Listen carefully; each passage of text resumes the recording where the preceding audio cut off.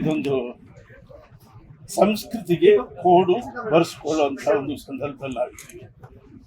ಮೈಸೂರು ಅಂದರೆ ಒಂದು ಸಂಗೀತದ ಪರಂಪರೆ ಇರುವ ಒಂದು ಸ್ಥಾನ. ಕರುನಾಡು ಅಂದರೆ ಹಾಡು ಮತ್ತು ಸಂಸ್ಕೃತಿಗೆ ಶ್ರೇಷ್ಠವಾದ ಜಾಗ. ಇಂಥ ರಾಜ್ಯಕ್ಕೆ ಒಂದು ಸಾಂಸ್ಕೃತಿಕ ಕೋಡು ಮೂಡಿಸ್ಕೊಳ್ಳುವಂಥ ಒಂದು ಸಂದರ್ಭ ನಮಗೆ ಒದಗಿ ಬಂದಿದೆ. ಸುಮಾರು 5-6 ವರ್ಷಗಳಿಂದಲೇ ಜಾನಕಮ್ಮ ಅವರು ನನ್ನ ಕಡೆಯ ದಿನಗಳು ಕರುನಾಡಲ್ಲಿ ಆಗಬೇಕು, ಅದರಲ್ಲೂ ಮೈಸೂರಲ್ಲಿ ನಾನು ಇರಬೇಕು ಅಂತ ಅವ್ರು ಆಸೆ ಪಟ್ಟಿದ್ರು. ಇಬ್ಬರು ಶ್ರೇಷ್ಠ ಗಾಯಕರು ಈ ಕರುನಾಡನ್ನು ಅಷ್ಟು ಮೆಚ್ಚಿದ್ದಾರೆ. SPB ಅವರು ಕೂಡ ನಾನು ಮುಂದೆ ಹುಟ್ಟಿದ್ರೆ ಕರ್ನಾಡಿನಲ್ಲಿ ಹುಟ್ಟಬೇಕು ಅಂತ ಆಸೆ ಪಟ್ಟಿದ್ದಾರೆ.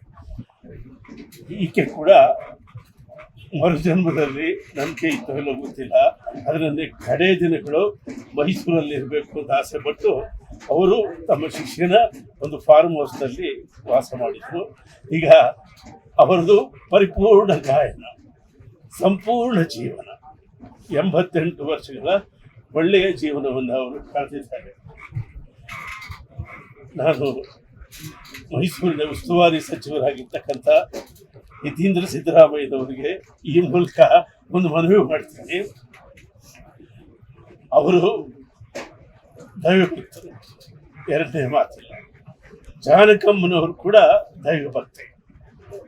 ಸಂಗೀತಕ್ಕೆ ಸಕಲ ದೈವಗಳು ಮಾನ್ಯ, ಸಂಗೀತಕ್ಕೆ ಸಕಲ ದೈವಗಳು ಮಾನ್ಯ.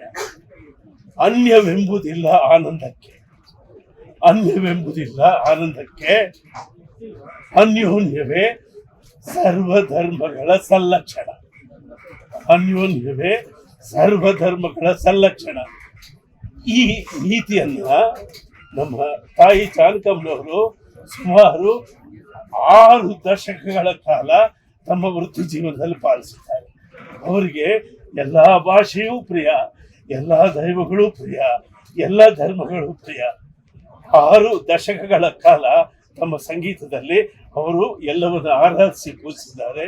ಅಂತ ತಾಯಿ ಇವತ್ತು ಮೈಸೂರಿನಲ್ಲಿ ಮಣ್ಣಾಗುವ ಮುಂಚೆ ನಾವು ಕಣ್ತೆರೆದಿದ್ದೇವೆ.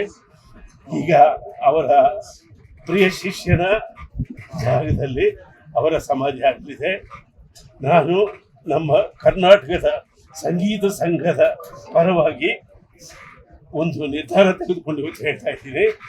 ಆ ಶಿಷ್ಯ ಒಪ್ಪಿದರೆ, ಅವ್ರ ಕುಟುಂಬದವರು ಒಪ್ಪಿದರೆ, ನಾವು ಅಲ್ಲಿ ಜಾನಕಮ್ಮನವರ ಬೃಹತ್ ಧ್ಯಾನ ಮಂಟಪದ ಒಂದು ಮೆಮೋರಿಯಲ್ ಅನ್ನು ನಿರ್ಮಿಸ್ತೇವೆ.